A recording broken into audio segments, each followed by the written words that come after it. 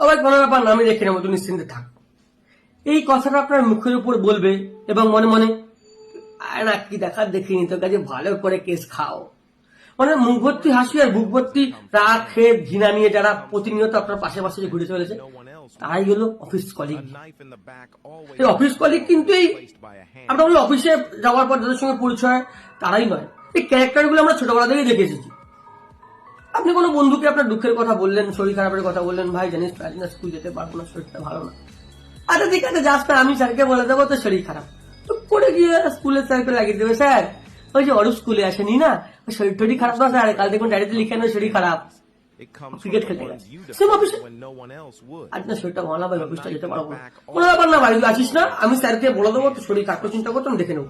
টুক করে গিয়ে স্যারকে লাগিয়ে দেবে, স্যার ওই করে শরীর টরীর খারাপ না, দেখুন প্রেম করতে গেছে, মেয়েবাজি করতে গেছে, এরকম লোকের থেকে বেঁচে থাকুক কি।